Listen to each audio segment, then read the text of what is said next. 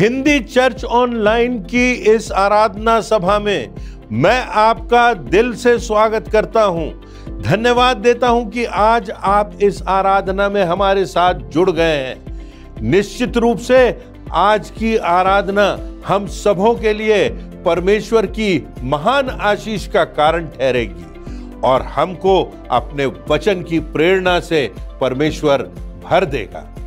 तो हम उसके वचनों की व्याख्या को सुनेंगे, हम अपने हृदयों को जांचेंगे, हम अपनी मानसिकता को जांचेंगे, क्योंकि अक्सर हम भूल जाते हैं कि परमेश्वर ने हमको कितना कुछ दिया है, कितनी आशीषें दी हैं और परमेश्वर ने हमको ये जिंदगी दी है कि इस जिंदगी में कुछ सार्थकता हो, इस जिंदगी का कुछ अर्थ हो।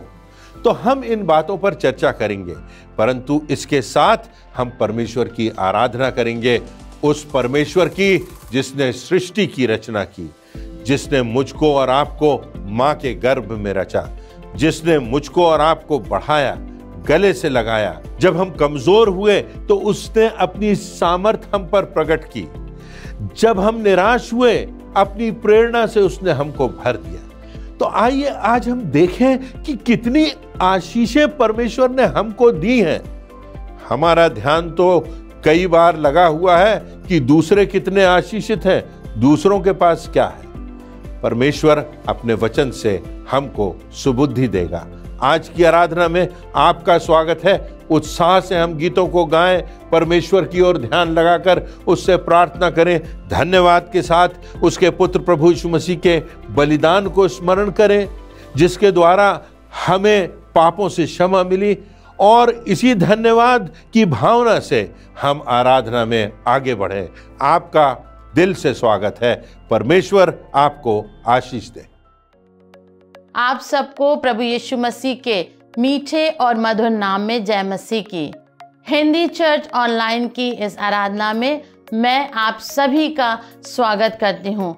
परमेश्वर को धन्यवाद देते हूँ कि निरंतर आपके साथ जुड़ने का मौका हम सबको मिल रहा है और धन्यवाद देते हैं कि इस माध्यम से हजारों लोग आशीषित हो रहे हैं। तो इससे पहले कि हम आराधना में और आगे बढ़ें, हम परमेश्वर को धन्यवाद देंगे प्रार्थना के माध्यम से। तो हम जहाँ पे भी हैं, हम अपने हाथों को जोड़ें, आंखों को बंद करें और हृदय की गहराई से उस परमेश्वर पिता को धन्यवाद दें। आइए हम प्रार्थना करें। पिता परमेश्वर, धन्यवाद के साथ हम आपके पास आते हैं, धन्यवाद देते हैं हिंदी चर्च ऑनलाइन के सेवकाई के लिए। पिता परमेश्वर, धन्यवाद देते हैं कि इसके द्वारा बहुत से लोग आशीषित हो रहे हैं। धन्यवाद देते हैं कि इसके द्वारा आपका वचन 100 गुना नहीं बल्कि 1000 गुना प्रभु जी फलवंत होने पा रहा है। धन्यवाद देते हैं पिता परमेश्वर हम अपने वक्ता के लिए, जिसके माध्यम से आपका वचन निरंतर प्रभु जी बोया जा रहा है और एक अच्छी फसल पिता परमेश्वर काटी जा रही है। सारी बातों के लिए हम आपको धन्यवाद देते हैं। आज की ये पूरी आराधना आपके द्वारा आशीषित हो। हम सबका इस आराधना में सहभागी होना प्रभु जी आपको भाए। सब बातों के लिए धन्यवाद देते हैं। पूरी आराधना पर आपकी आशीष चाहते हैं और अपनी इस विनती को आपके ही प्रिय पुत्र प्रभु यीशु मसीह के नाम से मांग लेते हैं, आमीन। हे सियोन को शुभ समाचार सुनाने वाली, ऊंचे पहाड़ पर चढ़ जा। हे यरूशलेम को शुभ समाचार सुनाने वाली, बहुत ऊंचे शब्द से सुना, ऊंचे शब्द से सुना। मत डर, यहूदा के नगरों से कह, अपने परमेश्वर को देखो। देखो, प्रभु यहोवा सामर्थ दिखाता हुआ आ रहा है। हमारा परमेश्वर महिमा और स्तुति के योग्य है। बड़े उत्साह के साथ परमेश्वर के आदर और महिमा में हम कुछ गीत और कोरस गाएंगे और हम इन गीतों में शामिल होंगे। अपने हाथों को उठाएंगे, अपने हाथों से धन्यवाद देंगे, तालियां बजाते हुए हम सब गीत में शामिल हों।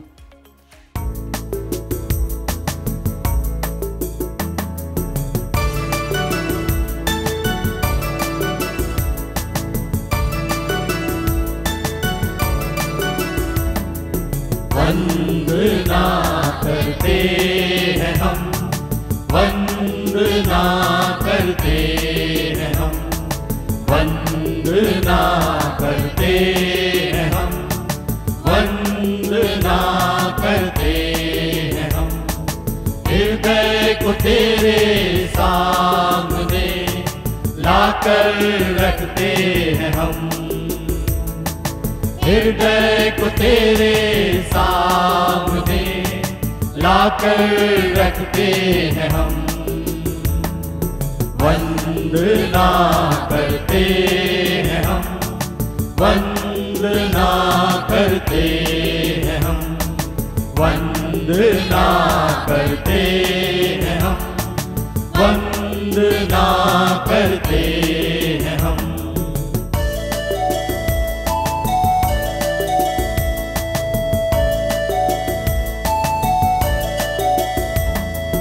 हृदय में मेरे मसीहा जीवन दीप जला,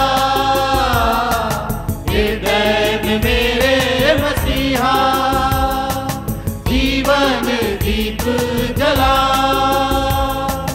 हृदय के पापों को धोकर प्रेम की राह दिखा, हृदय के पापों को धोकर प्रेम की राह दिखा। वंदना करते हैं हम, वंदना करते हैं हम, वंदना करते हैं हम, वंदना करते हैं हम।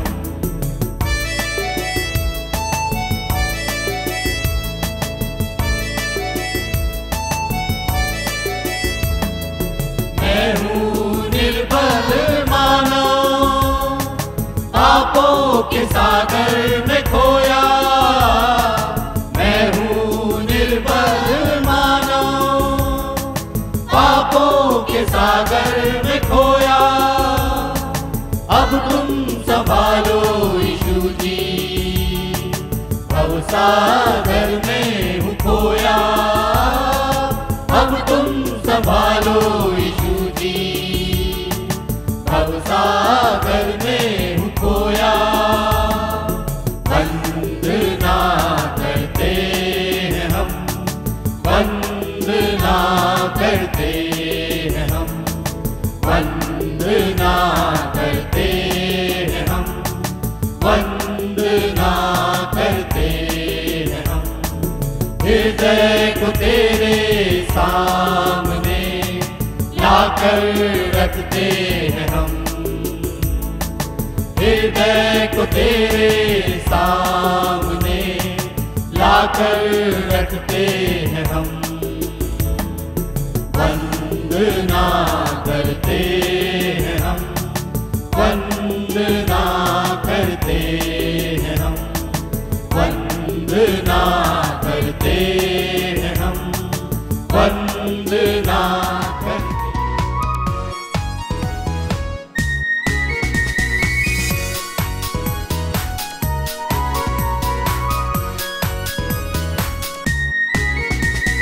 तेरे लिए जिएंगे हम, तेरे लिए मरेंगे हम, तेरे लिए जिएंगे हम, तेरे लिए मरेंगे हम। तू है जहाँ का सच्चा खुदा, सबके दिलों में तू रहता सदा। तू है जहाँ का सच्चा खुदा, सबके दिलों में तू रहता सदा। तेरे ही नाम को गाएंगे हम, तेरे लिए जिएंगे हम, तेरे लिए मरेंगे हम, तेरे लिए जिएंगे हम, तेरे लिए मरेंगे हम।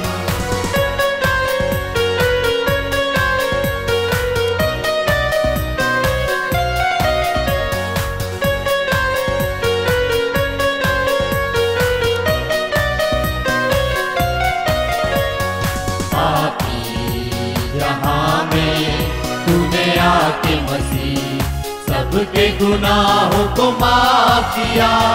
पापी जहां में तूने आके मसीह सबके गुनाहों को माफ किया। तू है जहां का सच्चा खुदा, सबके दिलों में तू रहता सदा। तू है जहां का सच्चा खुदा, सबके दिलों में तू रहता सदा। तेरे ही नाम को गाएंगे हम, तेरे लिए जिएंगे हम, तेरे लिए मरेंगे हम, तेरे लिए जिएंगे हम, तेरे लिए मरेंगे हम।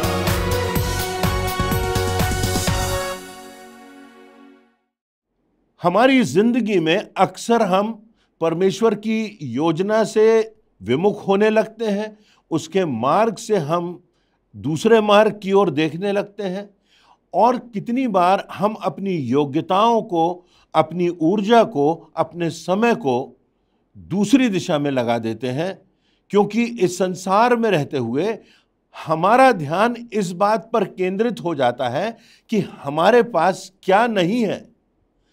और दूसरी तरफ उसका दूसरा पहलू यह भी है कि हमारा ध्यान इस बात पर चला जाता है कि दूसरे के पास क्या है, दूसरों के पास हमसे कितना ज़्यादा है, दूसरे हमसे दिखने में कितने आकर्षक हैं, दूसरों के पास कितने स्रोत हैं, दूसरों के पास बहुत कुछ है। तो हमारा ध्यान इस बात से हट जाता है कि हमारे पास क्या है। परमेश्वर ने इस संसार में जब व्यक्ति को जीवन दिया तो कोई भी ऐसा व्यक्ति नहीं जिसे परमेश्वर ने योग्यताएं नहीं दी हों। परमेश्वर ने हम में से हर एक को योग्यता दी है। उन योग्यताओं को हमें पहचानना है और देखना है कि उन योग्यताओं के आधार पर किस प्रकार हम परमेश्वर की राह पर चल सकते हैं और दूसरों के लिए आशीष का कारण बन सकते हैं, दूसरों को उठा सकते हैं, जो अंधकार में हैं उनको प्रकाश में ला सकते हैं, जो आज भी टूटे हुए हैं, जो आज भी निराश हैं, उनको हम कैसे प्रोत्साहित कर सकते हैं। ये हमारे जीवन की चुनौती है, परंतु हमें अपने चिंतन को सही करना है, हमारी मानसिकता सही होना चाहिए और हमें यह देखना चाहिए कि हमें परमेश्वर ने कितनी आशीषों से परिपूरित किया है। हमको उसने जिंदगी दी है, उसने हमको योग्यताएं दी हैं, उसने हमारे लिए अवसर के द्वार खोले हैं, उसने हमको प्यार करने वाले लोग दिए हैं, उसने हमें परिवार दिए हैं। क्या नहीं दिया परमेश्वर ने हमको, और सबसे बढ़कर उसने अपने प्रिय पुत्र को भी हमारे लिए नहीं रख छोड़ा। यहाँ तक कि प्रभु यीशु मसीह को उसने भेज दिया ताकि हमें अपने पापों से क्षमा मिल सके, वो भी उसके एकमात्र पुत्र के बलिदान से। तो आज हम इन बातों पर विचार करेंगे कि कैसे हमें अपना चिंतन सही करना है, और इस बात के लिए एक उदाहरण हम देखेंगे, एक घटना का वर्णन हम देखेंगे जो कि निर्गमन के 4 अध्याय में पाई जाती है, और उसकी 1 से 5 आयतों पर इस पर हम गौर करेंगे। यहाँ पर परमेश्वर देख रहा है कि किस प्रकार से जो इस्राएली हैं वो मिस्रियों की बंधुआई में है, मिस्र देश में है, परतंत्र हैं और गुलामी की स्थिति में है, और उनको प्रताड़ित किया जाता है, सब प्रकार की कठिनाइयों से वो गुजर रहे हैं। और तब वे परमेश्वर की दुहाई देते हैं, उसको पुकारते हैं, उसके सामने आंसू बहाते हैं, और परमेश्वर देखता है कि किस प्रकार उनके साथ अन्याय हो रहा है। और तब परमेश्वर एक योजना बनाता है, और उस योजना का जो महानायक होता है वो मूसा होता है। तब निर्गमन के 4 अध्याय में वर्णन है कि परमेश्वर मूसा को चुनता है। अब परमेश्वर और मूसा के वार्तालाप की बात है। परमेश्वर मूसा से कहता है, तू जा और जा करके इन मिस्रियों की गुलामी से इस्राएलियों को आजाद करा। मैं तुझे भेजता हूं, मैं तेरे साथ जाता हूं, मेरी सामर्थ तेरे साथ है, तुझे जाना है और इन्हें आजाद करना है। अब मूसा अपने आप को अकेला पाता है। अब मूसा देखता है कि उसकी क्या कमजोरियां हैं। अब मूसा घबराता है और तब यहोवा और मूसा के बीच में बातचीत होती है और तब किस प्रकार मूसा यहोवा के आदेश को मानकर आगे बढ़ता है और अपने उद्देश्य में उसको विजय प्राप्त होती है। तो यहाँ पर निर्गमन 4 में परमेश्वर मूसा से कहता है कि तुझे जाना होगा और जाकर के इनको आज़ाद करना होगा, इन इस्राएलियों की आज़ादी का तुझे प्रतिनिधित्व करना होगा। और मूसा कहता है कि अगर मैं जाऊंगा तो वो मेरी प्रतीति ना करेंगे, ना वो मेरी बात सुनेंगे, ना वो इस बात को मानेंगे कि तूने मुझे दर्शन दिया है। और सब प्रकार के बहाने मूसा बनाता है जिन पर हम चर्चा करेंगे। परंतु तब परमेश्वर उससे एक मूलभूत प्रश्न करता है और आज भी परमेश्वर हमसे वही मूलभूत प्रश्न कर रहा है कि तेरे हाथ में क्या है। मूसा तू ये देख रहा है तेरे पास क्या नहीं है। मूसा तू ये देख रहा है कि तेरा शत्रु तेरे सामने जो चुनौती है वह क्या है, परंतु तू यह देख कि तेरे पास क्या है। तेरे पास यहोवा की सामर्थ है। और तब वो कहता है मूसा से कि तेरे पास क्या है। मूसा कहता है मेरे हाथ में तो एक लाठी है। तब परमेश्वर ने उससे कहा उसे भूमि पर डाल दे, और तब मूसा ने उसे भूमि पर डाल दिया और वह सर्प बन गई। मूसा उसके सामने से भागा। तब यहोवा ने मूसा से कहा हाथ बढ़ाकर उसकी पूंछ पकड़ ले, ये लोग प्रतीति करें कि तुम्हारे पितरों के परमेश्वर अर्थात इब्राहिम के परमेश्वर, इसहाक के परमेश्वर, याकूब के परमेश्वर यहोवा ने तुझे दर्शन दिया है। और तब मूसा ने उस लाठी को जो सांप बन गई थी उसको पकड़ा और फिर से वह लाठी बन जाती है। तो आज हम चर्चा करेंगे कि वो अवरोध, वो बहाने जो परमेश्वर की योजना को पूरा करने के लिए हमको दूसरी दिशा में ले जाते हैं और किस प्रकार हम परमेश्वर पर भरोसा करके, परमेश्वर की ओर देख करके, उसकी सामर्थ्य पर भरोसा करके आगे बढ़ते जाएं। तो आज हमारे लिए यही शिक्षा है जिस पर हम गौर करेंगे। यहां पर जो पहली बात मूसा कहता है निर्गमन 3:11 में, मैं कौन हूं, हु एम आई, कि फिरौन जैसे राजा के पास जाऊं जो दुनिया का सबसे ताकतवर राजा था और इस्राएलियों को मिस्र से निकाल के लाऊं। दूसरी बात वो कहता है, दूसरा बहाना वो बनाता है निर्गमन 3:13 में, यदि वे मुझसे पूछे कि उसका क्या नाम है जिसने तुझे भेजा है तो मैं उनको क्या बताऊंगा। तीसरी बात मूसा कहता है, वे मुझ पर विश्वास ना करेंगे, वे मेरी ना सुनेंगे, ना मानेंगे कि तुझ परमेश्वर यहोवा ने मुझे दर्शन दिया है तो मैं क्या करूंगा। और चौथी बात जो मूसा कहता है अंत में कि मैं तो बोलने में निपुण ही नहीं, ना पहले था, मैं तो मुंह और जीभ का भद्दा हूं, ना मैं दिखने में अच्छा हूं, ना मैं बोलने में अच्छा हूं।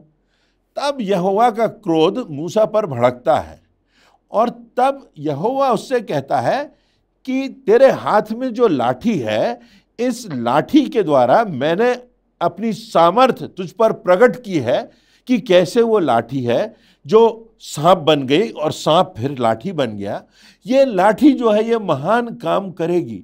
परमेश्वर ने मूसा से कहा अपनी लाठी समुद्र पर मार तो वह 2 भागों में हो जाएगा, और हो गया। निर्गमन 14:16 में लिखा हुआ है, और तू अपनी लाठी उठाकर अपना हाथ समुद्र के ऊपर बढ़ा और वह 2 भागों में हो जाएगा, तब इस्राएली समुद्र के बीच होकर स्थल ही स्थल पार चले जाएंगे। निर्गमन 14:21 में लिखा है, और मूसा ने अपना हाथ समुद्र के ऊपर बढ़ाया और यहोवा ने रात भर प्रचंड पुरवाई चलाई और समुद्र को 2 भाग करके जल ऐसा हटा दिया जिससे कि उसके बीच सूखी भूमि हो गई। परमेश्वर ने मूसा से कहा अपनी लाठी चट्टान पर मार तो उसमें से पानी निकलेगा। बड़ी विचित्र सी बात लगती है, ये कैसा संभव है कि चट्टान पर लाठी मारे और उसमें से जल के सोते बह निकले। निर्गमन 17:6 में लिखा है, देख मैं आगे चलकर होरेब पहाड़ की एक चट्टान पर खड़ा रहूंगा और तू उस चट्टान पर अपनी लाठी से मारना, तब उसमें से जल निकलेगा और ये लोग पानी पी सकेंगे। पहली बात, हम परमेश्वर की इच्छा पूरी नहीं कर पाते क्योंकि हमारा ध्यान इस बात पर जाता है कि हमारे पास क्या नहीं। निर्गमन 4:10 में लिखा है, मूसा ने यहोवा से कहा, हे प्रभु मैं बोलने में निपुण नहीं, ना मैं पहले था और ना जब से तूने अपने दास से बातें की, मैं तो जीभ और मुंह में भद्दा हूं। मूसा ने कहा मुझसे तो बनता भी नहीं बोलते, मैं कुरूप हूं, लोग कैसे मेरी बात पर विश्वास करेंगे। उदाहरण के लिए यदि हम देखें तो इब्राहिम और सारा के विषय में भी हम इस बात को पाते हैं। उत्पत्ति 18:13 में लिखा है, सारा और इब्राहिम की बातचीत हो रही है और परमेश्वर कह रहा है तेरे एक पुत्र उत्पन्न होगा। जब वो अपनी पत्नी से बात करता है तो वो कहती है तो असंभव बात है। इस प्रकार की निर्बल शारीरिक स्थिति में, जबकि ये संभव ही नहीं है, ये कैसे होगा कि बुढ़ापे में बेटे का जन्म हो। आज परमेश्वर हमसे कहता है कि क्या यहोवा के लिए कोई काम कठिन है। आज अगर हम देखते हैं कि हमारे पास क्या नहीं है, हमारे पास निराशा आती है, हमारे पास पराजय आती है, हम अतीत की ओर देखते हैं और अतीत की पीड़ाओं की ओर देखते हैं, अतीत की असफलता की ओर देखते हैं, और तब हमारा हृदय निराश होता है, टूट जाता है, हम डिप्रेस्ड हो जाते हैं। परंतु परमेश्वर कहता है कि इस बात से तू अपना ध्यान हटा ले कि तेरे पास क्या नहीं है। तो आज परमेश्वर हमसे कह रहा है कि हम इस बात पर ध्यान ना करें कि हमारे पास क्या नहीं है, क्योंकि परमेश्वर यदि हमारे साथ है तो परमेश्वर की सामर्थ्य से सब बातें संभव हैं। क्या परमेश्वर के लिए कोई काम कठिन है? दूसरी बात हम देखते हैं इस घटना में कि परमेश्वर की इच्छा को हम पूरा नहीं कर पाते जब हमारा ध्यान इस बात पर जाता है कि दूसरों के पास क्या है। दूसरों के पास तो इतना कुछ है, दूसरों के पास तो इतने स्रोत हैं, दूसरों के पास तो इतनी सुविधाएं हैं, दूसरों के पास तो इतना धन है, दूसरों के पास तो इतनी योग्यता है। हमारा ध्यान इस बात पर जाता है कि दूसरों के पास क्या है। मूसा देखता है कि वहां तो फिरौन है, उसका राजपाट है, उसकी शक्ति है, उसकी सेना है, उसके लोग हैं। पहला शमूएल में एक उदाहरण पाया जाता है। उसके 17वें अध्याय को यदि आप देखें, पहला शमूएल 17वां अध्याय, वहां पर हम इस पलिश्ती की बात को देखते हैं जो कि दानव है, और इस दानव को देख करके, इस गोलियात नामक दानव को देखकर इस्राएली जो हैं वो घबराए हुए हैं और उसके सामने से भाग खड़े हुए हैं, डरे हुए हैं। और गोलियत की ललकार सुनकर, उसके डील डॉल को देखकर, उसकी बर्छी और भाले को देखकर वे डर गए हैं, उनका मन कच्चा हो गया है, वे भय खाने लगे हैं दूसरे को देखकर।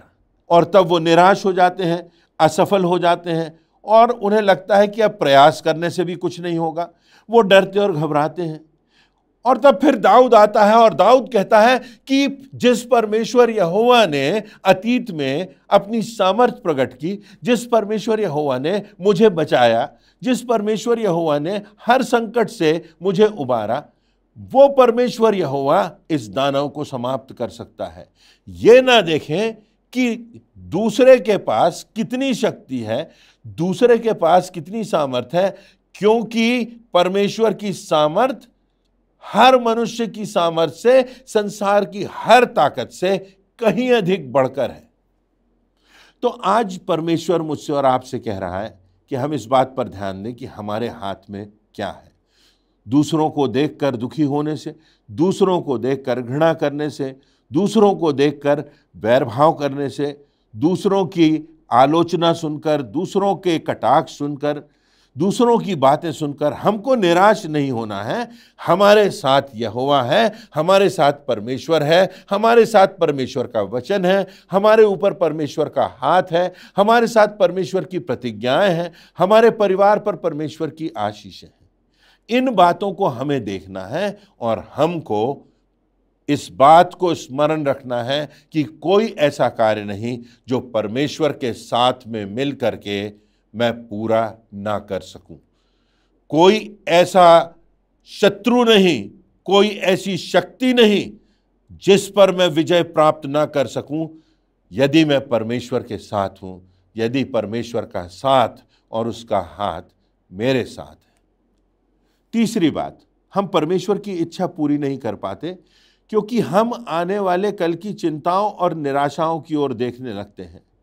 यहाँ पर हम देखते हैं कि मूसा कह रहा है कि अगर मैं वहां जाऊंगा तो ऐसा होगा, लोग ऐसा सोचेंगे, लोग अविश्वास करेंगे, लोग ऐसा प्रश्न करेंगे।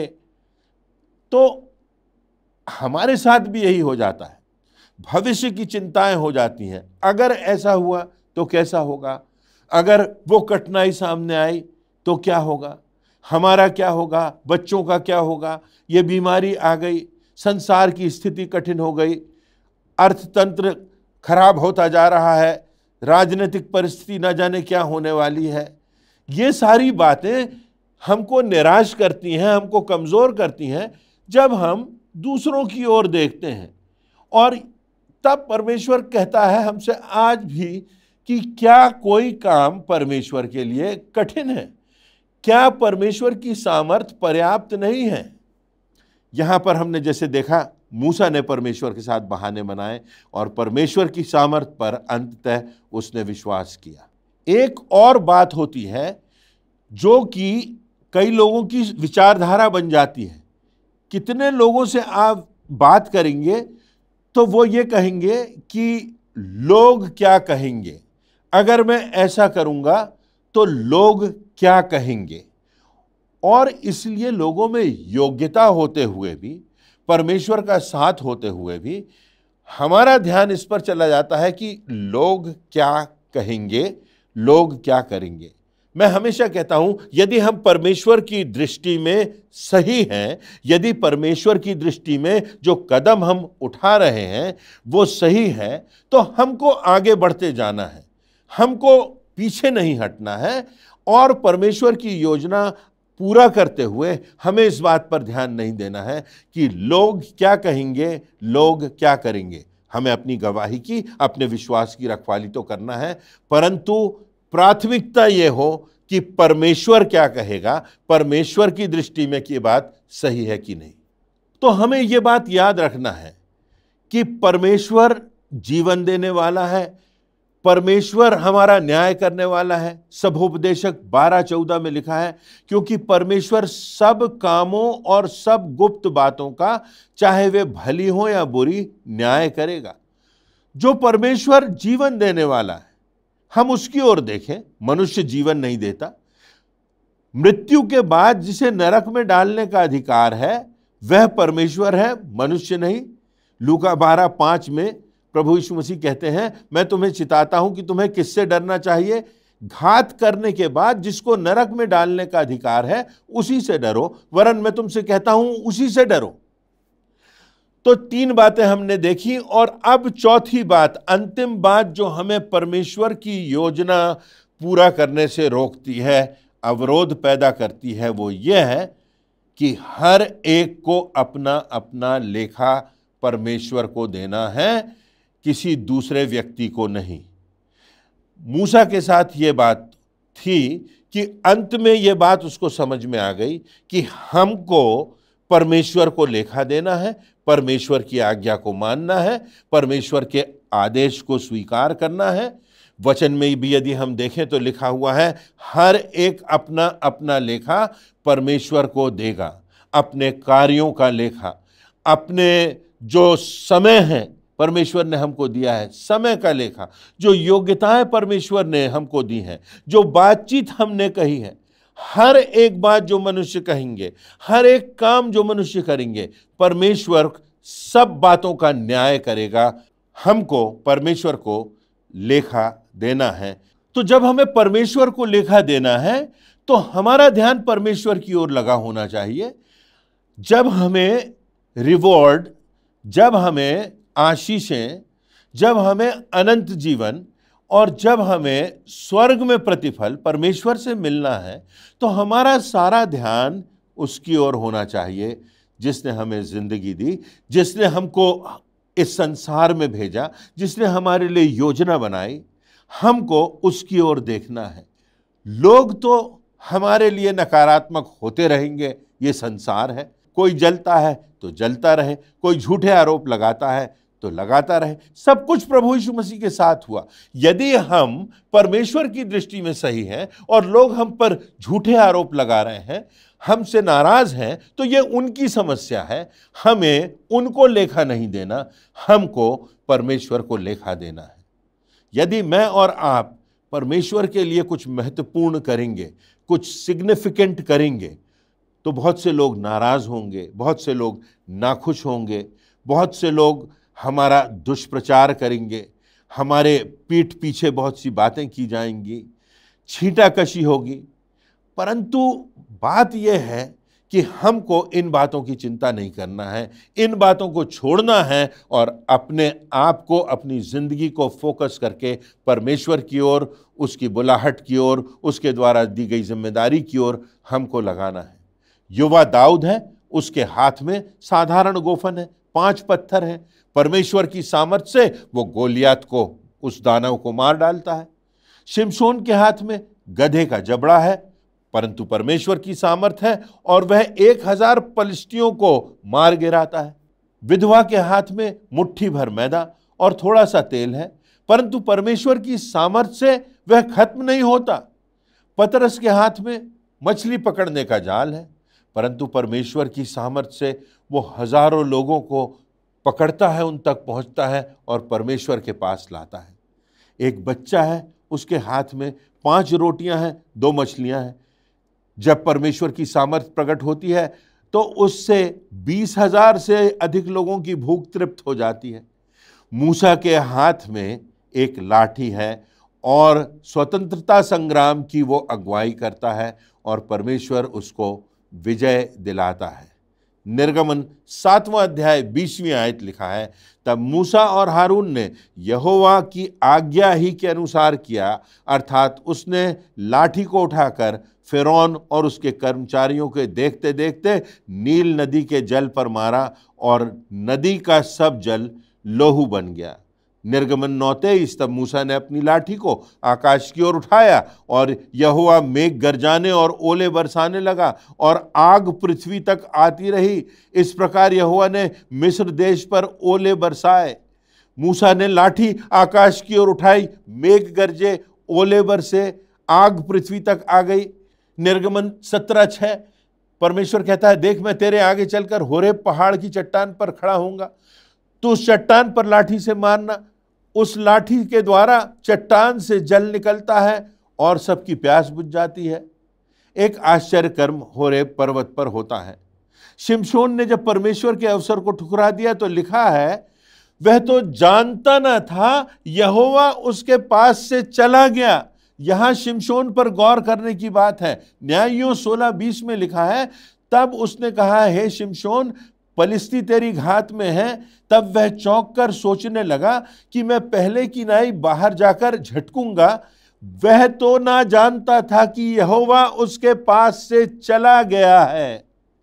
हमें इस बात का ध्यान रखना है कि परमेश्वर हमको बुलाता है, परमेश्वर हमको मौके देता है, परमेश्वर हमारे लिए द्वार खोलता है, परमेश्वर हमको शक्ति देता है, परमेश्वर दूसरों के लिए हमको आशीष बनाता है।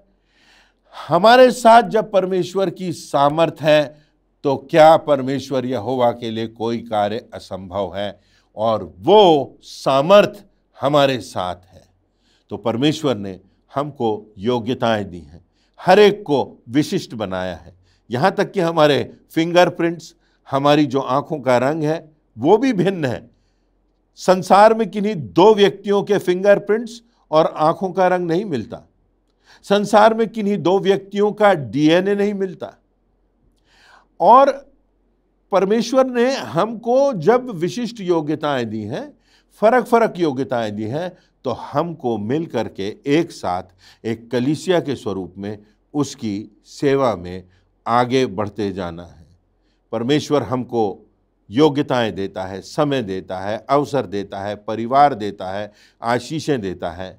क्या हम इस बात का निर्णय करेंगे कि हम परमेश्वर के आदेश को मानेंगे, और तब हमारे पास एक लाठी जैसी सामान्य सी चीज हो जो शायद दुनिया की नजरों में कुछ भी ना हो, परंतु छोटी छोटी योग्यताओं से, छोटे छोटे कार्यों से परमेश्वर महान कार्य लेता है। परमेश्वर के किसी भी बड़े कार्य का प्रारंभ छोटे स्वरूप में हो सकता है।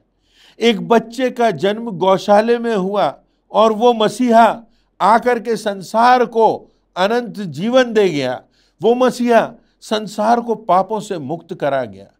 परमेश्वर का जो कार्य होता है, एक छोटा सा कार्य, एक छोटा सा कदम जो संसार की दृष्टि में महत्वहीन है, परमेश्वर की दृष्टि में महत्वपूर्ण है।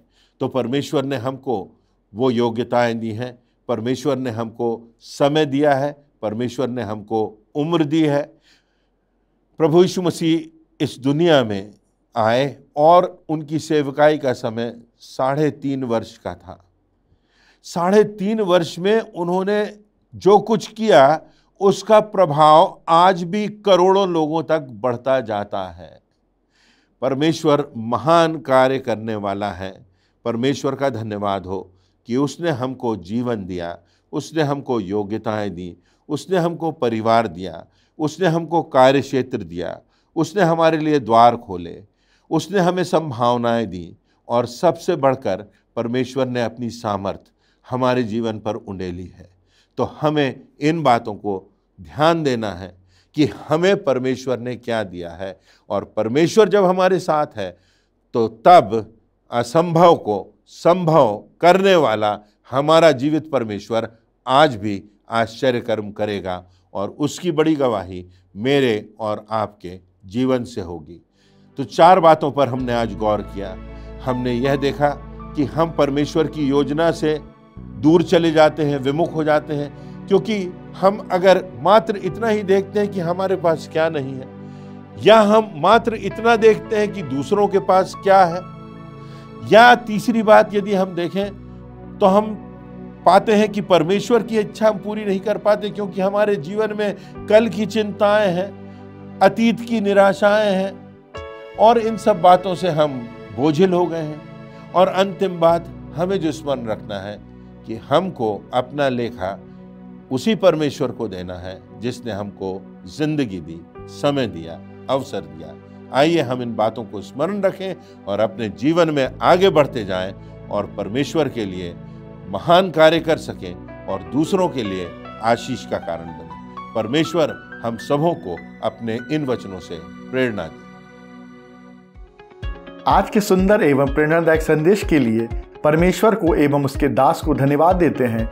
अभी हम प्रभु भोज में सम्मिलित होंगे, परमेश्वर के महान बलिदान को स्मरण करेंगे।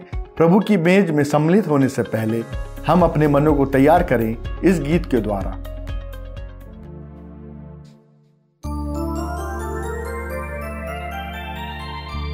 राही हूँ मैं अकेला, एक रास्ता तो है,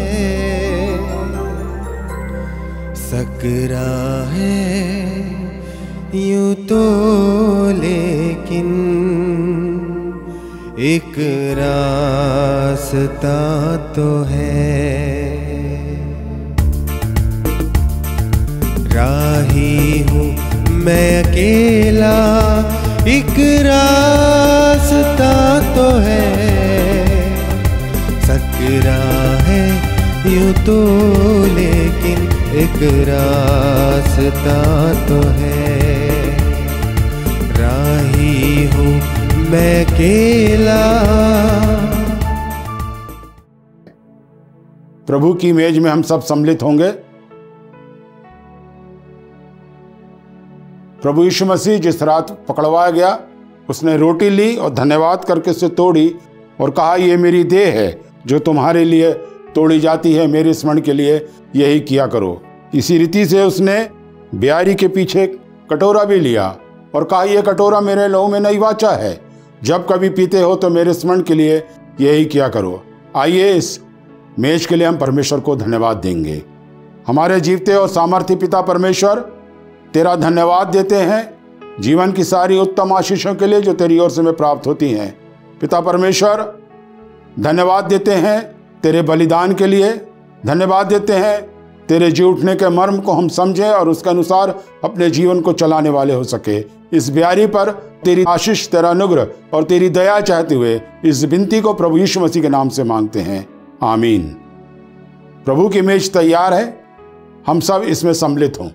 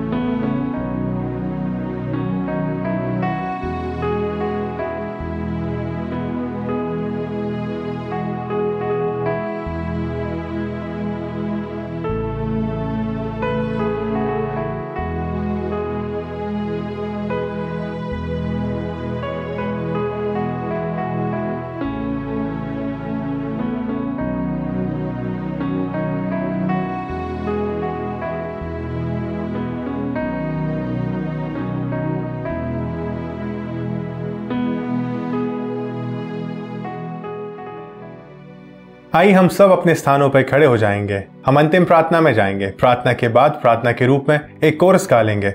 उसके पश्चात परमेश्वर की आशीष ग्रहण करके आज की आराधना को समाप्त करेंगे। आइए हम प्रार्थना करें। प्रिय पिता परमेश्वर, हम आपके चरणों में आते हैं। आज के दिन के लिए, आज के सुंदर संदेश के लिए धन्यवाद देते हैं।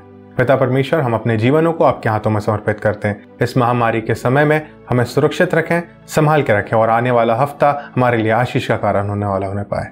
ये प्रार्थना विनती को आपके प्रिय पुत्र प्रभु यीशु मसीह के नाम से मांग लेते हैं, आमीन। हम तो जलते दीप हैं यीशु की ज्योति में, जब तक है जहां में हम उसे फैलाना है।